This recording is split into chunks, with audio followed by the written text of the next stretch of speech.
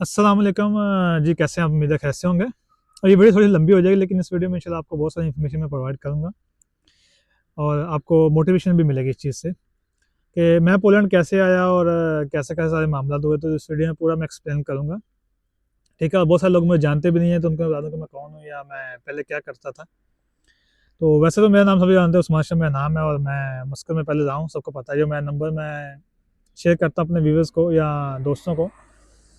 तो मस्कत में मैं 6 साल मैंने जॉब किया, तो वही नंबर मैं अभी तक यूज़ कर रहा हूँ। मैंने चेंज नहीं किया उसको, क्योंकि वो काफ़ी पुराना नंबर है मेरा, तो इसलिए मुझे ज़रूरत नहीं पड़ी उस नंबर को चेंज करने की। तो मस्कत में जी मैं किसको शायद पता, जो मेरे दोस्त हैं या मुझे ज़ाती तौर पे जानते हैं, उनको तो पता है मैं क्या काम करता हूँ। हॉस्पिटैलिटी मैनेजमेंट का मेरा काम था।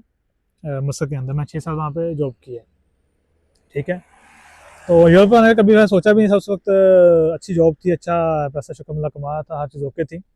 तो यूरोप आने का मैंने कभी सोचा भी नहीं था कि मैं यूरोप जाऊँगा, या ज़हन नहीं था उस वक़्त खैर। ये पहले की बात बता रहा हूँ। जब ज़हन बना उसकी भी आपको बात बताऊँ कि ये मतलब हमारा ज़हन कैसे बन गया मेरा यूरोप आने का, और फिर उसके लिए प्लानिंग क्या की। कभी मतलब कुछ पता नहीं था इस बारे में। ठीक है? एक दिन वैसे हम लोग, मैं था, एक मेरा दोस्त था हारून और एक विकास।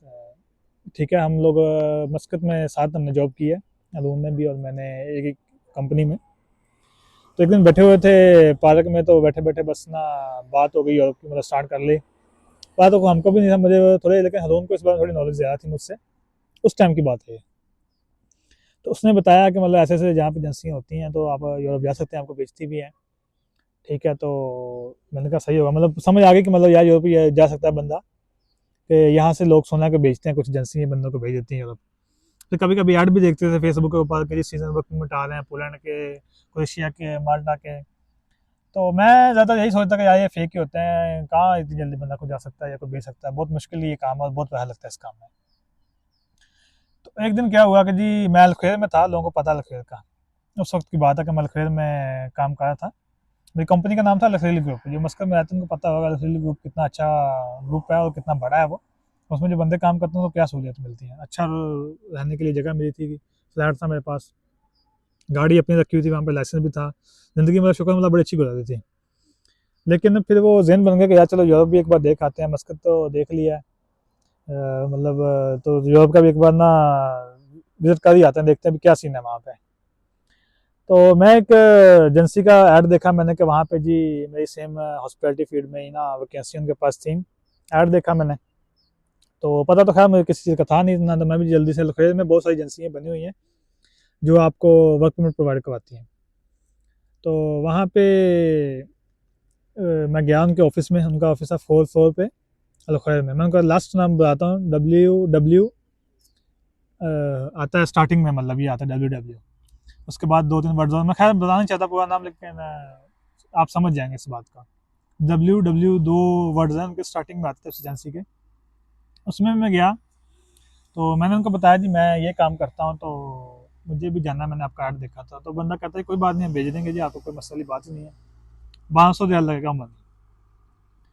तो देखें जी मैंने ये लगे हैं पोस्टर, ये बंदे हमने भेजे भी हुए हैं। तो मेरा यही जहन था कि यार मस्कत में मतलब फ्रॉड तो खैर नहीं होता किसी बंदे के साथ, क्योंकि वहाँ पर कानून सख्त है, लेकिन कुछ लेकिन ये नहीं पता कि डीपली फ्रॉड कैसे होता है, मतलब लीगल तरीके से फ्रॉड कैसे होते हैं, वो उस वक्त नहीं इतनी नॉलेज थी मुझे।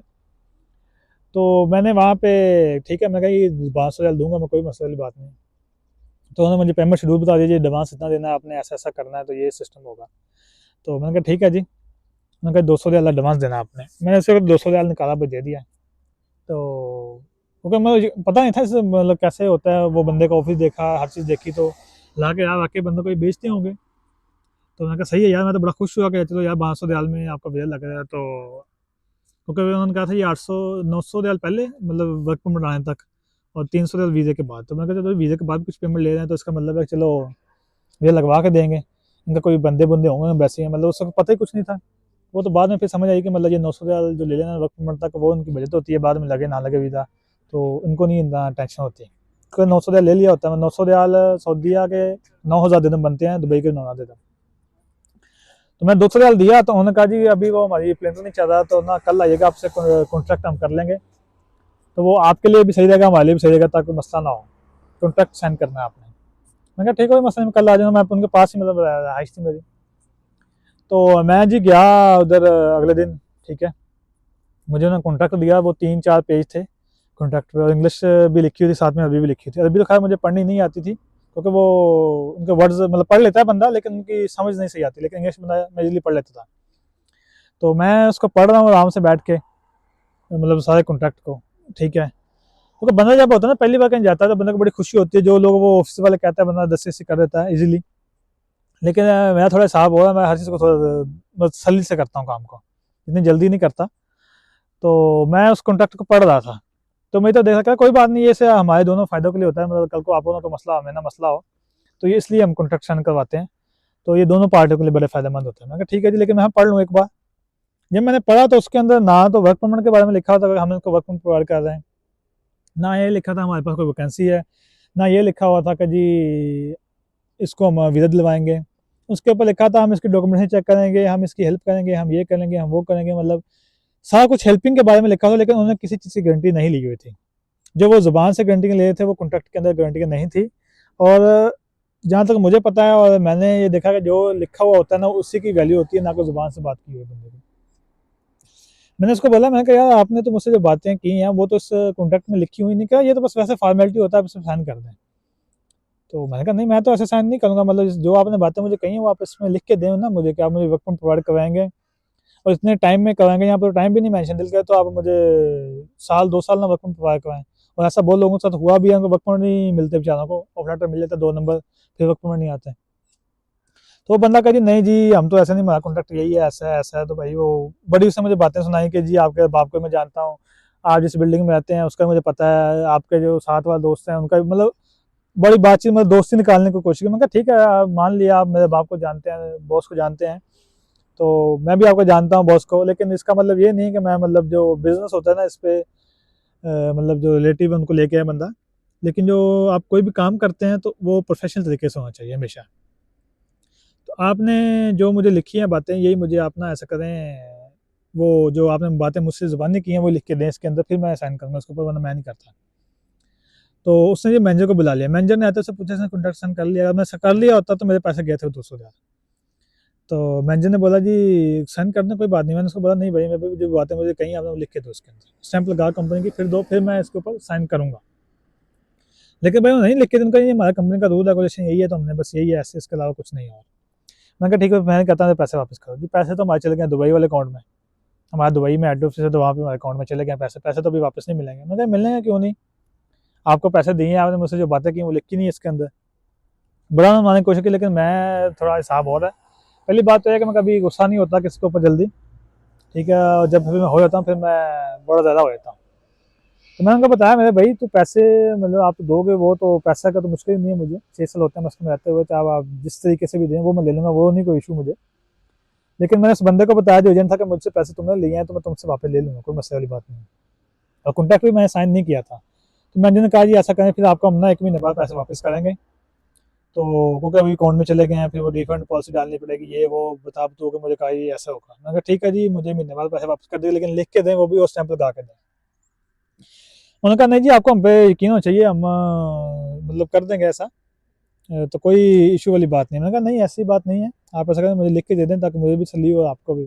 میں نے کہا بولا کہ بھائی آپ 1 مہینے کی بات کریں نا, 1 مہینے سے 1 دن اوپر لے لیں, ٹھیک ہے, وہ لکھ دے دیں ڈیٹ میں, مشکل نہیں ہے. لیکن جس دن میں آؤں گا نا اس دن یہ نہیں کہنا کہ آپ صبح آئے تو شام کو آ جاؤ, شام کو آئے تو مطلب رات کو آنا, مطلب ابھی پیمنٹ نہیں آئی, یہ کام نہیں میرے ساتھ کرنا. میرے پاس ٹائم نہیں اتنا آیا کہ میں مطلب 2 چکر لگاتا پھر, جو میں آپ کو ٹائم آپ نے بولنا ہے میں اس ٹائم پہ آؤں گا, اپنی پیمنٹ لے کے جاؤں گا. انہوں نے کہا ٹھیک ہے, مہینے بعد لکھ کے دے دیا مجھے, پیپر میرے پاس پڑھا ہے, اگر کہیں گے تو وہ بھی میں دکھا سکتا ہوں, ٹھیک ہے. اور میں نے ان کو مہینے بعد پھر میں نے کبھی ان کو تنگ نہیں کیا, پورا مہینہ ان سے کوئی بات چیت نہیں کی, اپنا کام کرتا تھا فون سے. مہینے بعد جا کے ان سے بھائی میں نے پیمنٹ اپنی واپس لی. جب میں گیا تو کہا جب پیمنٹ تھوڑی کم میں, اگر آپ تھوڑا ویٹ کر لیں مہربانی. میں نے کہا نہیں میرے بھائی جو آپ نے بات بولی تھی آپ کو, میں کہا پہلے میں بول گیا تھا, تو مجھے میری پیمنٹ واپس چاہیے, ٹھیک ہے. میں تھا اور ایک میرے ساتھ بندہ, میں دوست تھا, دونوں کی پیمنٹ پھنسی ہوئی تھی, مطلب 400 ریال تھا اس وقت, ٹھیک ہے, پھنس گیا تھا ہمارا ادھر. تو دونوں کی پیمنٹ ہم نے واپس لے لی. اس کے بعد جی ایک ایجنسی اور ہمیں ملی الخیر کے اندر ہی, الخیر سے نہیں, وہ گوبرا میں جو جی ایم سی کا آفس ہے نا گاڑیوں کا, اس کے پاس. تو اس کا بھی نام تھا جی البا, آگے آپ خود سمجھیں گے, مسکن کو پتہ ہے. کیونکہ میں نام لوں گا پھر لوگ کہیں گے جس کو ٹارگیٹ کرتے ہیں آپ لوگ. تو میں اس کے البا اسٹارٹنگ میں پورا نام آپ خود ہی سمجھ لیجیے. جو مسکن میں ان کو پتا ہے جی ایم سی آفس کے ساتھ ان کا آفس ہے سیکنڈ فلور کے اوپر. وہاں پہ جی ہماری بات ہوگی کہ ایک بندے سے انہوں نے کہا جی 800 ریال میں. تو میں نے پہلے 1200 مطلب دینا تھا, تو ابھی 800. میں نے کہا جی یہ تو بڑا بڑھیا ہوگا, چلو 400 ریال بچ گیا میرا اور بھی. تو میں جب ان کو جب کے دیکھا تو ان کا کانٹریکٹ بھی ویسا ہی تھا جیسا WW کو والوں کا تھا, ٹھیک ہے. تو میں نے کہا یار کانٹریکٹ تو وہی ہے, مطلب اس میں وہی باتیں ہیں اور وہی جو میں پہلے میرے ساتھ یہ چیز ہو چکی ہے, مجھے پتہ ہے اس چیز کا. تو یہ کانٹریکٹ تھوڑا چینج کریں یا مجھے آپ ای میل, کیونکہ میں جانا تھا, مجھے جب پتا بندے کے ذہن میں آ جائے نا تو بندہ پھر کہتا ہے یار کرنا ہے جو مرضی ہو جائے, کچھ نہ کچھ مطلب کرنا ہے. تو بہت ساری ایجنسی میں پھری دیکھا, ان کے آفس میں گیا, سبھی کی سیم باتیں تھیں. مطلب ہوتا ہے کہ 19-20 کا بھی فرق ہونا, وہی باتیں ہم آپ کو بھیج دیں گے, آپ نے ٹینشن لینی, ہم کروا دیں گے, ہمارے وکیل ہیں, ہماری وہاں پہ کمپنی اپنی ہے, ہمارے وہاں پہ کمپنی سے کانٹیکٹ ہیں, آپ کا ویزا ایمبیسی سے ہم نکلوا کے دیں گے. مطلب وہی باتیں سبھی کی سیم ہی رہتی ہیں, کسی کی بھی چینج نہیں تھی, صرف نام چینج تھے, بورڈ چینج تھے, باقی سب باتیں تھے وہی تھی. اور جب وہ کانٹریکٹ سائن کرواتے ہیں بندوں سے, اس میں بھی وہی باتیں لکھی ہوتی ہیں, بس گھما پھرا کے, ٹھیک ہے. اس میں بھی کسی چیز کی وہ گارنٹی نہیں لے رہے ہوتے ہیں. تو جب میں نے گیا گوبڑا میں, ایک بندے سے رابطہ ہوا, تو اس نے کہا 800 ریال میں وہ کام ہو جائے گا, ویزا لگوا دیں گے آپ کو, جی 800 ریال تک ٹوٹل خرچہ ہے. تو مجھے سننی تھوڑا مطلب نالج کم تھی اس ٹائم بھی.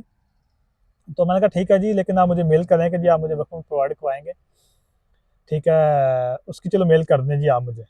اور اس نے کہا ٹھیک ہے ہم میل کر دیتے ہیں جی اپنے لیپ ٹاپ سے, کمپنی کے نام سے البا. اس کے آگے بھی ایک ٹی سے شروع ہوتا ہے, تو آپ سمجھ جائیں گے. میں نام اس لیے نہیں بول دیتا, پھر لوگ کہتے ہیں میں ٹارگیٹ کرتا ہوں کسی بندے کو یا ایجنسی کو, میں نہیں کرتا. اس لیے میں نے ہاتھ سے تھوڑا سا بتایا, باقی لوگ سمجھ جائیں گے جن کو پتہ ہے نا الخوئے میں جو رہتے ہیں یا گوبرا میں, ان کو پتہ ہے ان ایجنسیوں کا.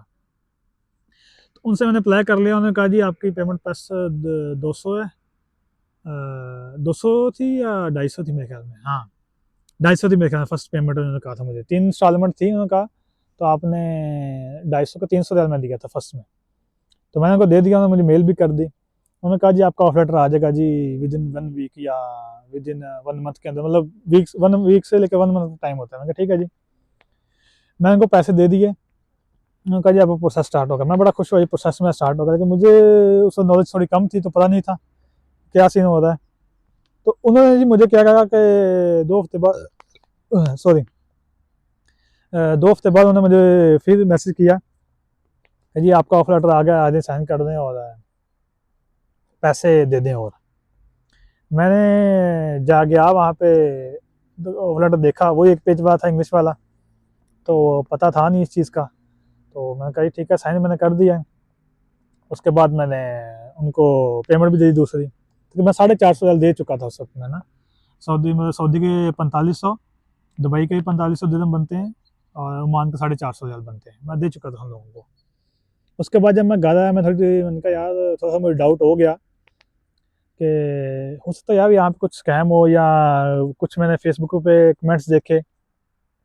کسی بھی اپنے ایجنسی کے بارے میں پتہ کرنا نا, کسی بندے کے بارے میں پتہ کرنا, اس کا سوشل میڈیا اکاؤنٹ کھولیں, چیک کریں.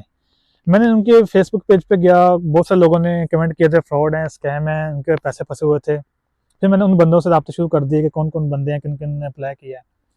اسی طرح اگر آپ نے بھی کسی سے اپلائی کرنا ہو تو ان کے سوشل میڈیا پیج پہ جائیں, ان کے جائیں ویڈیوز کے اوپر, ان کے کمنٹ چیک کیا کریں کہ کس کس بندے نے کیا کمنٹ کیا. پھر ان بندوں سے ڈائریکٹلی رابطہ کریں, آپ کو ہر ایک بندے کے بارے میں پتہ چل جائے گا, ہر ایک ایجنسی کے بارے میں پتہ چل جائے گا کہ کون کیسا ہے. تو مجھے جب رابطہ ہوا تو مجھے تو پتہ چلا کہ بھائی یہ تو بڑے بندوں کے ساتھ مطلب لیگل طریقے سے اسکیم ہو گیا, مطلب کانٹریکٹ سائن کروا لیے بنے پیسے. پھر میں نے آفر لیٹر کی تھوڑی تحقیق شروع کر دی, ٹھیک ہے. مجھے انہوں نے پولینڈ سینڈ کیا تھا کہ آفر لیٹر یہ پولینڈ سے آیا. میں نے جب پتہ کروایا تھوڑے سورسز, پھر میرے دماغ میں گھوم گیا کہ یہ کہیں 2 نمبر ہی نہ ہو. پتہ کروایا تو بعد میں پتہ چلا مجھے کہ جی بھائی یہ آفر لیٹر کی کوئی ویلیو ہے ہی نہیں, یہ تو بالکل مطلب 0% ویلیویبل ہے. آپ کا پروسیس بھی اسٹارٹ نہیں ہوا, یہ تو صرف آپ کا نام چینج ہوا ہے اس کے اوپر, اور پاسپورٹ نمبر. سیم ویسا ہی کانٹریکٹ مطلب آفر لیٹر ایک بندہ مجھے ایسا ملا مسجد کے اندر جس کے پاس بالکل وہ سیم تھا, وہیں پہ سائن, وہیں پہ اسٹیمپ, صرف نام اور پاسپورٹ نمبر چینج تھا بس ہم دونوں کا, ٹھیک ہے. باقی ہر ایک چیز بالکل سیم تھی, مطلب انہوں نے صرف میرا پاسپورٹ نمبر اور نام ڈال دیا اس آفر لیٹر کے اوپر, باقی ہر چیز وہی تھی. وہ ایک ہی اسکین کاپی ان کے پاس ہوتی ہے, بعد میں سے نام چینج کرتے ہیں, پاسپورٹ نمبر چینج کرتے ہیں, آپ کو دے دیتے ہیں خود ہی. تو میں نے اس کمپنی کو پھر یہاں پہ میل کی، جب مجھے پتا چلا کہ یہ تو واقعی اس کمپنی سے نہیں آیا، مجھے لگتا ہے یہ تو انہوں نے مجھے ایسے دے دیا ہے. اس کمپنی نے مجھے میل کی کہ یہ ہمارا آفر لیٹر نہیں ہے، میرے پاس اس کا اسکرین شاٹ بھی پڑا ہے اور پروف پڑے ہوئے ہیں، یہ جس نے بھی آپ کو دیا ہے اس کی کوئی ویلیو نہیں ہوتی. پھر انہوں نے مجھے بتایا کہ اوریجنل آفر لیٹر کون سا ہوتا ہے جو یہاں سے گورنمنٹ ایشو کرتی ہے یا یہاں سے کمپنی ایشو کرتی ہے، جو میں نے ہر ایک اپنے ویورز کو بتایا کہ وہ سبمیشن سلپ ہوتی ہے. کئی دفعہ ایسا ہوتا ہے کہ سبمیشن سلپ مطلب آپ کو ملے گی، آپ نے اگر اپلائی کیا تو 2 ویک یا 20 دن کے اندر، مطلب ود ان 20 days مل جاتی ہے سبمیشن سلپ. تو وہی آپ کا اوریجنل آفر لیٹر ہوتا ہے اور وہی پروف ہوتا ہے کہ آپ کا ورک پرمٹ اپلائی ہو چکا ہے پولینڈ کے اندر. ٹھیک ہے، تو تبھی آپ کو پتہ چل رہا ہے آپ کا ورک پرمٹ آلریڈی اپلائی ہو چکا ہے، تو وہ ثبوت ہوتا ہے. تب مجھے پتہ چل رہا کہ سبمیشن سلپ کیا ہوتی ہے، اس کے بعد پھر اوریجنل آفر لیٹر کیا ہوتا ہے. اور یہاں پہ پھر ان کا میں نے تھوڑی سرچ اور شروع کر دی. تو جب مجھے پتہ چلا کہ واقعی یہ فیک آفر لیٹر مجھے دیا ہے انہوں نے، یہ اس کمپنی سے آیا نہیں ہے، میں ان کے آفس میں گیا، میں نے بولا مجھے میرے پیسے واپس چاہیے، آپ نے میرے ساتھ فراڈ کیا. تو انہوں نے کہا نہیں جی ہم نے کیسے فراڈ کیا، ہم نے تو دیکھیں یہ بندے بھیجے ہیں، یہ ہے وہ ہے، تو ہم پیسے واپس نہیں کریں گے. آپ نے کانٹریکٹ سینڈ کیا 50% پیمنٹ آپ کو واپس ملے گی اگر آپ نے اپنا کیس ودرو کروایا، تو اپنے کانٹریکٹ میں بھی لکھا ہوا ہے. ٹھیک ہے، تو میں ایسا ویسا بندہ ہوں کہ یا تو میں کہتا ہوں پھر بندہ سارے پیسے واپس لے تو یا پھر سارے نہ لے، تو مطلب یا تو بندہ پورا ڈوڑ جا کہتے ہیں نا جسے پنجابی میں، تو یا پھر بندہ اپنا کوئی پاور دکھائے یا کچھ زور زمائی کرے کہ ان کو بھی دکھائے کہ بھائی کوئی بندہ کوئی چیز ہے.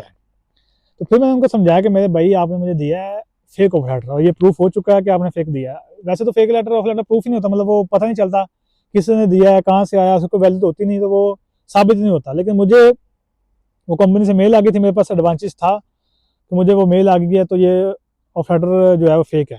سبمٹ سلپ ہوتی ہے جو وہ فیک نہیں ہوتی کیونکہ وہ چیک ہو جاتی ہے، اور ایجنسیاں جو ہیں جو بنی ہوئی ہیں نا گلف کنٹری میں، یہ وہ دیتی بھی نہیں ہے فیک، کیونکہ ان کو پتہ کہ چیک ہو جاتی ہے تو بعد میں ان کے لیے مسئلہ بنتا ہے.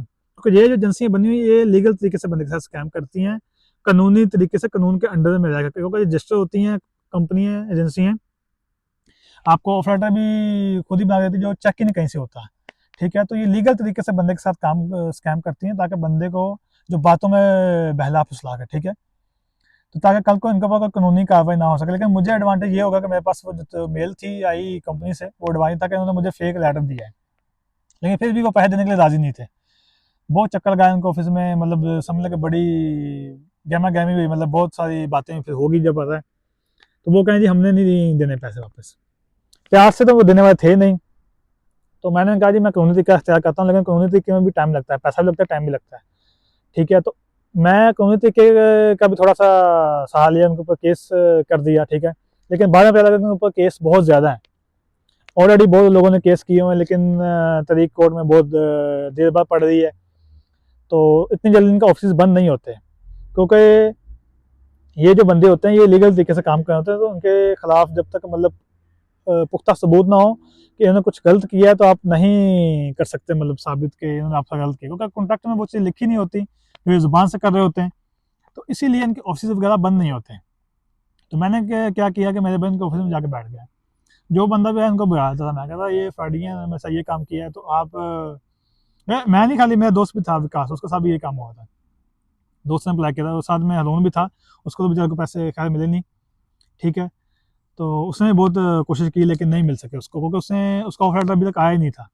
تو اس نے تو بعد میں تھوڑا اپلائی کیا تھا مجھ سے، تو میرے پاس تو وہ ایڈوانس تھا کہ مجھے فیک آفر لیٹر دیا تھا. میں ان کے آفس میں بیٹھ گیا، ان کا بزنس کو ڈیمیج کرنے لگ پڑا.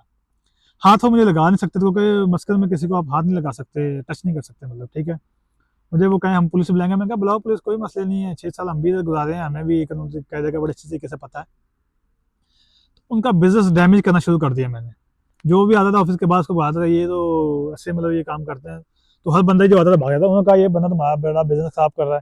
ٹھیک ہے، تو اس بندے کو انہوں نے بڑا مجھے بلایا، پھسلایا، کوشش اپلائی کرتے ہیں، آپ کو ہم پیمنٹ بعد میں واپس کریں گے. میں نے لکھ کے دو میری پیمنٹ کب واپس کروں گا. تو ان سے پیمنٹ کوئی بھی ایجنسی ہے وہ آپ کا جب ڈر ان کے پاس ڈر ہوگا نا آپ کا ان کو کہ بندہ ہمارا بزنس خراب کرے گا، پھر ہی وہ آپ کو پیسے واپس کریں گے. پہلی بات آپ نے ڈرنا کبھی کسی سے نہیں ہے میرے بھائی. آپ نے کسی بندے کو پیسے دیے نا، ان بندوں کے ریکارڈنگ آپ کے پاس ہوں، ٹھیک ہے، آپ کے پاس بیسکلی ثبوت نہیں چھوڑ رہے کچھ بھی ہے. آپ کے پاس کیا ثبوت ہوتا ہے کہ تو آپ نے وہ پیمنٹ سلپ دی ہوتی ہے، ان کو سلپ وہ لی ہوتی ہے اور ایک کانٹریکٹ ہوتا ہے. یہ اس کے بنا پہ آپ پروف نہیں کر سکتے کہ انہوں نے آپ کے ساتھ اسکیم کیا ہے. क्योंकि ये इनका जो कॉन्ट्रैक्ट होता है उसमें ये बात लिखी होती है, हर एक बात कंपनी के फेवर में होती है, क्लाइंट के फेवर में कोई बात नहीं होती। तो खुदा न खासा कोई मसला बनता है तो क्लाइंट ही फंसता है हमेशा। लेकिन मेरे पास ये एडवांटेज था कि मुझे जो ऑफर लेटर था वो साबित हो गया था कि पोलैंड से नहीं आया, ये फेक ऑफर लेटर है। इसीलिए तो मैं बताता हूँ बंदों को, ये जो इंग्लिश ऑफर लेटर आता है इस पर ट्रस्ट मत करें, ये कोई भी बंदा आपको कहीं से बना के दे देगा। जो ओरिजिनल ऑफर लेटर था वो सबमिशन स्लिप होती है, ठीक है। तो फिर मेरे भाई उनको पता चला कि बंदा हमें बहुत तंग करेगा, तो मैंने उनको तंग किया मेरे भाई फुल। तो उसके बाद फिर उन्होंने कहा जी हम आपको पेमेंट वापस करते हैं लेकिन 50% का ले लो या 70%। मैं कहा ना मेरे भाई, लूँगा तो सारी पेमेंट वापस लूँगा, वरना 1,000 भी नहीं छोड़ूंगा, मतलब नहीं लेता आपसे, मैं छोड़ दी सारा कुछ ही, मुझे में हिम्मत है। तो फिर एक दो बंदे मनी थे उनसे भी मैंने रब्ते किए, फिर उन्होंने बात की कि मेरे भाई कि हम कोई बात नहीं, इनके ऊपर केस करते हैं, ठीक है, और बाद में फिर डेट भी ले लेंगे पहले, तो कानूनी तरीके से भी इनके मतलब करेंगे हम कार्रवाई, और दूसरा ये है कि इनका बिजनेस भी डैमेज करेंगे। तो मेरा उस वक्त यूट्यूब चैनल नहीं था, तो ना मैं टिकटॉक की आईडी मैंने बनाई थी इन्फॉर्मेशन के लिए, ठीक है, लेकिन फिर मैंने इनका बिजनेस डैमेज करना शुरू कर दिया उनका।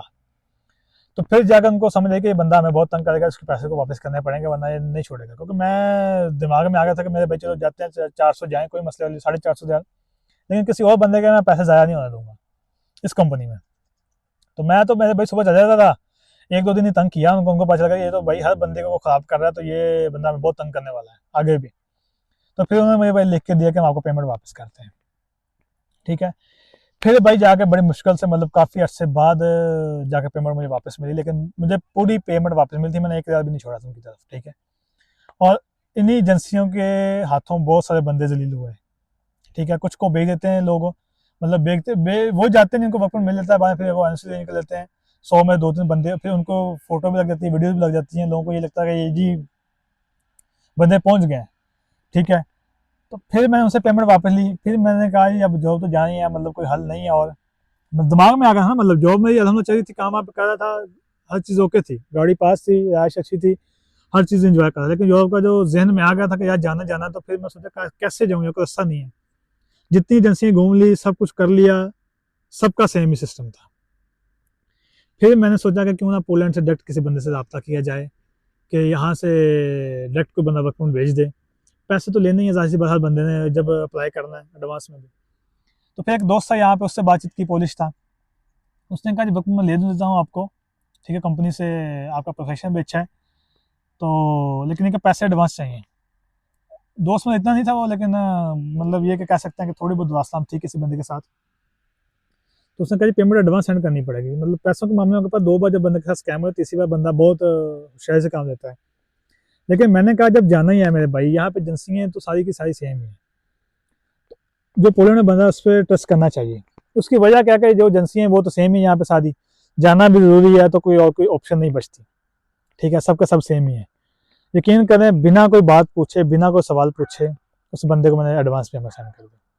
कोई सवाल नहीं पूछा कब वर्क परमिट आएगा, क्या करेगा, कुछ कुछ नहीं पूछा मैंने, ठीक है। मतलब अल्लाह के भरोसे सेंड कर दी उस बंदे को पेमेंट, कि ये बंदा पोलैंड में है तो ये वहाँ से ईजी है, ये करवा देगा। और उस बंदे ने मुझे सबमिशन स्लिप, मेरी 2 हफ्ते में मुझे सबमिशन स्लिप सेंड कर दी। फिर उसको पेमेंट मैंने बाकी सेंड की, तो मुझे थोड़ा सा यकीन होगा कि हाँ हाँ वर्क परमिट ये बंदा मुझे भेज सकता है, वर्क परमिट आ जाएगा मेरा, ठीक है। फिर उसने मुझे कहा कि जी मैं आपको प्रोसेस भी बताऊंगा, हर चीज़ करूँगा, आप बेफिक्र रहो, सॉरी। तो फिर मुझे मतलब उस टाइम तक काफ़ी नॉलेज आ गई थी इन चीज़ों के बारे में, यूट्यूब पे वीडियो देखी, उस पोलैंड वाले बंदे से मैंने काफ़ी इन्फॉर्मेशन ली। तो फिर आहिस्ता आहिस्ता इन्फॉर्मेशन आनी शुरू, इसके लिए पैसे भी लगे मेरे, टाइम भी इन्वेस्ट हुआ। तो फिर जाके हर चीज़ की समझ आई मुझे कि ये काम कैसे होता है, ये इतने बड़े जो एजेंसियाँ बनी है कैसे काम कर रही हैं, बंदों को कैसे लूट रही हैं, मतलब हर चीज़ के बारे में पता चल गया मुझे। यकीन करें कि ऑफिस के बारे में बंदों को होते हुए देखा जिनके साथ स्कैम हो गया था, लीगल स्कैम, जो ना कानून का सहारा ले सकते थे और ना ही उनके पास कोई और ऑप्शन थी, जिनको डॉक्यूमेंटेशन नहीं पता नहीं। कुछ बंदों के हाथ में वर्क परमिट देखे, वो भी हो था कि हमारे पास एनओसी नहीं है, वहाँ से हम सऊदीया नहीं जा सकते, इन्होंने मैं पहले बताया नहीं है, ठीक है। मतलब बहुत बहुत तरीके से लोगों के साथ स्कैम अलग अलग तरीके से हो रखे थे, ठीक है। तो उन्होंने मुझे कहा 3 महीने वर्क परमिट मिल जाएगा मेरा, लेकिन मेरा वर्क परमिट थोड़ा लेट हो गया। पोलैंड में इलेक्शन थे, 3 महीने बाद मैंने उसको मैसेज किया, तो उसने कहा मुझे पता तुमने क्यों मैसेज किया मुझे, लेकिन वर्क परमिट थोड़ा लेट हो गया, क्योंकि यहाँ पे इलेक्शन है, अगर तो आप कहते हो कि पेमेंट आपको वापस कर देता हूँ मैं सारी की सारी, अगर आप कहते हो तो 10 दिन वेट कर लो। मैंने कहा यहाँ पे इतने देर वेट कर ली तो 10 दिन से क्या फ़र्क पड़ेगा मेरे भाई। तो लेकिन मुझे यकीन होगा जब उसने बंदा कहा ना कि मेरे भाई पेमेंट वापस ले लो आप अपनी, कोई इशू वाली बात नहीं है, क्योंकि मैंने 3 महीने का कहा था आपको, थोड़ा लेट होगा काम। तो मैंने कहा कोई बात नहीं, 10 दिन बाद कर लें। 9 दिन बाद मेरा वर्क फ्रॉम मुझे भाई मिल गया मेरा। उस बंदे ने जो मेरे से वादा किया था उस बंदे ने वो पूरा किया। मैंने उसको पैसे सेंड कर दिए, बाकी भी उसने कहीं थ्रू PDF पहले सेंड किया था, बाद में फिर DHL के फिर इस कंपनी के थ्रू सेंड कर दिया। वो जब मुझे वर्क फ्रॉम मिल गया उसके बाद मुझे यकीन होगा बंदा ट्रस्टेबल है, इसने मेरा काम करवा दिया। पैसे तो बेशक लिए जी, हर बंदा पैसे लेता है तो फिर ही काम करता है, लेकिन मेरे बंदे जिसने जो काम का वादा किया था वो कर दिया। उसके बाद अपॉइंटमेंट बुक की, उस बंदे ने कहा मैं आपकी अपॉइंटमेंट बुक कर देता हूँ यहाँ से, लेकिन अभी मैं जा रहा हूँ स्विट्जरलैंड अपनी फैमिली के साथ, तो मैं 10-15 दिन बाद आऊँगा, तो तब कर सकता हूँ, मैं थोड़ा बिजी हूँ मतलब फैमिली में। पुलिस बंदे यहाँ पे जो वर्क फ्रॉम होता है ना, ये पुलिस बंदे निकलवाते हैं, वो ही निकलवा के दे सकते हैं आपको। और जितनी भी एजेंसियाँ बनी हैं जो मस्कत में, दुबई में, सऊदीया में, ये सभी इन्हीं बंदों से वर्क फ्रॉम लेती हैं, ठीक है। मतलब सस्ते में लिया, फिर इनके ऑफिस हैं, रेंट हैं, सैलरीज हैं, वो भी जो एक्सपेंसेस होते हैं वो आपके ऊपर डाल देते हैं, फिर आपको महंगा करके वर्क फ्रॉम बेचते हैं, मतलब अलग अलग तरीके से। कोई कहता है वर्क फ्रॉम 6,000 का दिरहम का है, फिर अम्बेसी अपॉइंटमेंट बुक करने रजिस्ट्रेशन उसकी 3,000 फीस है, ठीक है। हालांकि अम्बेसी जो अपॉइंटमेंट होती है वो बिल्कुल फ्री रजिस्ट्रेशन होती है उसकी। तो ये आपसे मतलब किसी न किसी बहाने से 9,000 दिरहम तक या 12,000 दिरहम तक ले ही लेते हैं जी, आपकी रजिस्ट्रेशन फीस है, आपकी ये फीस है, वो फीस है। हालांकि 6,000 दिरहम में मतलब वर्क पर मिल जाता है with filing with each and everything, मतलब हो जाता है, ठीक है, ओमान का 600 रियाल में। तो बाद में फिर मैंने इनका ही मैं आने के बाद कर सकता हूँ, थोड़ा मसरूफ़ हूँ यहाँ पे मैं, और मेरे पास और बहुत सारे वर्क में अप्लाई करने वाले बंदे हैं, तो टाइम थोड़ा कम है, तो इसलिए फैमिली को टाइम देना भी ज़रूरी होता है। तो मैंने कहा ठीक है, मैंने कभी खुद अपॉइंटमेंट बुक नहीं की थी, तो इसके लिए मैंने दुबई से अपॉइंटमेंट बुक करवाई एक बंदे से, सुदीप नाम है उसका, सुदीप भाई, और बहुत अच्छे आदमी है, वो भी अच्छा गाइड करते हैं बंदों को। मैंने उनको बोला, उनका जी मुझे पैसे सेंड करो फर्स्ट पेमेंट, तो फिर आपकी अपॉइंटमेंट बुक करूँगा। मैंने 10 को सेंड कर दी, बगैर किसी पूछे, बगैर कोई सवाल पूछे 10 उसको पेमेंट सेंड कर दी। मैं भी जब बंदे काम करवाना हो ना, तो फिर कई दफ़ा होता है कि बगैर किसी टेंशन के बंदे को करने पड़ते हैं कुछ काम, और मैंने किया। कोई सवाल पूछे बगैर उसको पेमेंट सेंड कर दी, ना उसको मैं जानता भी इतना नहीं था उस वक्त। उसने मेरी अपॉइंटमेंट बुक कर दी मुझे, मतलब उसने कहा जी आपको ईमेल आ गई, मुझे ईमेल आई, उसने अपना काम खत्म कर दिया। मतलब इस बंदे ने अपना वर्क अपॉइंटमेंट दिया, पैसे लिए, काम खत्म हो गया इसका, उसने अपॉइंटमेंट बुक कर दी, काम खत्म होगा उसका। लेकिन अब मुझे पता है अपॉइंटमेंट कैसे बुक होती है, मतलब उस पर थोड़ी सर्च की, काम किया तो समझ आ गई। उसके बाद वेट करना था अपॉइंटमेंट का। अपॉइंटमेंट का जो वेट होता है जी, वो वेट है ना जी, ये अम्बेसी पे डिपेंड करता है कितना टाइम में आएगी। लोगों की किसी की 6 महीने में आती है, किसी की 4 में, किसी की 2 में, किसी की महीने में। मुझे 42 दिन में आ गई थी मेरी अपॉइंटमेंट सऊदी एम्बेसी के अंदर। 42 दिन में अपॉइंटमेंट आई है, डॉक्यूमेंटेशन सारी मुझे पता थी, मैंने खुद सारे डॉक्यूमेंट अपने उनसे अरेंज की, सैलरी स्लिप बनाई, हर एक चीज़ खुद ही ऐड की, फिर कंपनी से स्टैंप लगवाई, उनसे बातचीत की, ठीक है। तो मैं ले सकता था, मुझे कोई इशू नहीं था। उसके बाद फिर मैंने सऊदीया गया, अपने डॉक्यूमेंट जमा करवाया, एम्बेसी में गया, एम्बेसी के हालात देखे, ठीक है। फिर जब एम्बेसी चला गया मैं, अपॉइंटमेंट आने के बाद डॉक्यूमेंट जमा करवाए, फिर यहाँ से कंपनी की ईमेल भी करवाई, और फिर 12 दिन बाद मैं दोबारा गया, और शुक्र मेरा वीज़ा लग गया था, ठीक है। तो इस तरीके से, और उस दिन यकीन करो कि मेरी खुशी मैं बयान नहीं कर सकता वीडियो के अंदर कितनी थी। जिस दिन मैंने पासपोर्ट अपना एम्बेसी लिया और उसके ऊपर वीज़ा लगा हुआ, तो मैंने कहा जी आपको मुबारक हो, आपका वीज़ा लग चुका है, ठीक है। एम्बेसी में जब गया था डॉक्यूमेंट जमा करवाने, तो उन्होंने कुछ सवाल नहीं पूछे मुझसे, लेकिन कुछ पूछ भी सकते हैं, लेकिन मैं अपनी तैयारी करके गया था वहाँ पे। डॉक्यूमेंट देने के बाद फिर मैं उम्रा करने चला गया, मक्का गया, फिर वहाँ पे उम्रा किया, फिर आपके पास बारबीर मुकी में वीडियोज़ हैं पुरानी। फिर मदीना गया, शुकमला, फिर अपने मेरे भाई मोइन भाई हैं वहाँ पे सऊदीया में, उनसे मिला मैं, ठीक है। मतलब कुछ और भी दोस्त है गाँव के, जद्दा में रहते हैं, मक्का में रहते हैं, उनसे मिला। फिर आने के बाद पासपोर्ट लिया, शुकमला, मेरा वीज़ा लग चुका था।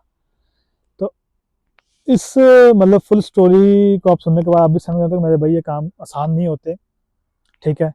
बहुत सारे रिस्क लेने पड़ते हैं, बहुत से पैसे ज़ाया होते हैं, लेकिन जब आप किसी चीज़ का ठान लेना मेरे भाई, मैं तो ऐसा नहीं कि जो चीज़ मैं सोचता हूँ ना कि ये चीज़ करनी है, तो फिर मैं करके हटता हूँ। मेरी मतलब आदत है कि जिस चीज़ के बाद पीछे पड़ गया, जब तक उसको पूरा नहीं करना, छोड़ना नहीं।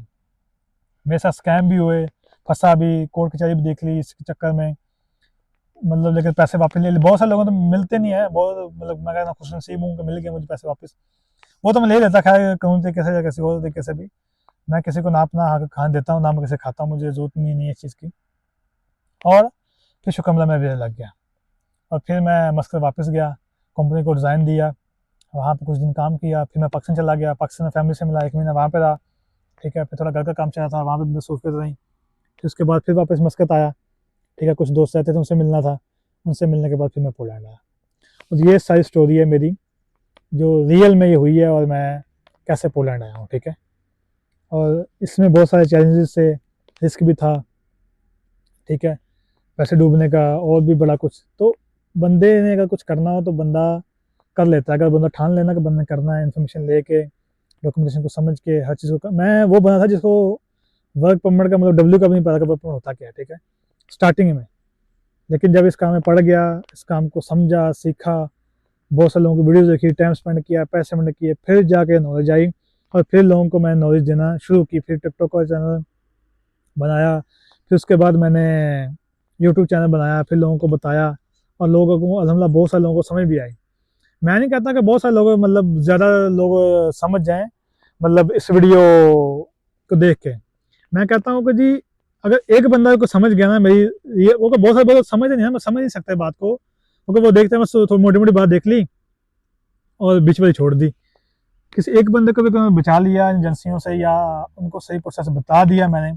मैं नहीं कहता वक्त में ना अप्लाई करें, जिससे मर्जी अप्लाई करें, लेकिन जो सही काम कर रहा है उससे अप्लाई करें, वक्त में प्रोसेस को समझ के अप्लाई करें, ठीक है। अपने डॉक्यूमेंटेशन को देख के अप्लाई करें, फिर अप्लाई कर लें कि यार कल को कोई ज़्यादा खासा वीज़ा नहीं भी लगता तो बंदा के पास दूसरी ऑप्शन होनी चाहिए, ठीक है। और बहुत सारे लोगों ने मेरा थैंक यू भी किया कि बहुत सारे लोग, उन्होंने मेरी वीडियोज़ देखी, उनको समझ आई, और स्कैम होने से मेरा बच गया। तो मिलते हैं इंशाल्लाह जी अगली वीडियो में। ये वीडियो वैसे काफ़ी लंबी होगी, लेकिन उम्मीद है इस वीडियो से आपको बहुत सारा नॉलेज आ गया होगा, ठीक है। मैं वो बंदा जिसको कुछ भी नहीं पता था इस बारे में, मतलब A to Z नील था। वर्क परमिट क्या होता है, कैसे प्रोसेस होता है, लीगल तरीके से कैसे आ सकते हैं, कुछ नहीं पता। लेकिन जब इस काम में मैंने स्टार्टिंग की तो फिर हर चीज़ सीख ली मैंने, समझ ली मैंने, टाइम स्पेंड किया, पैसे बहुत लग गए मेरे इस काम में, बहुत सारे लगे, ठीक है। लेकिन नॉलेज अभी आ गई तो लोगों को मैं शेयर कर रहा हूँ। तो मिलते हैं इंशाल्लाह अगली वीडियो में, तब तक के लिए अल्लाह हाफ़िज़। आपको अगर वीडियो अच्छी लगे तो उसको लाइक ज़रूर कर दिया करें जी, ताकि मुझे पता चले कि यार लोग इस वीडियो को लाइक करते हैं, मैं बनाता हूँ, उनको पसंद आती है कि नहीं आती। तो ऐसी मैं और भी वीडियो बनाता रहूँगा, ठीक है। तो बाकी इंशाल्लाह और भी जो इन्फॉर्मेशन है पोलैंड के बारे में, मैं इंशाल्लाह आहिस्ता आहिस्ता आपको सबको गाइड करता रहूँगा और वीडियो में बताता रहूँगा। तो तब तक अल्लाह हाफ़िज़।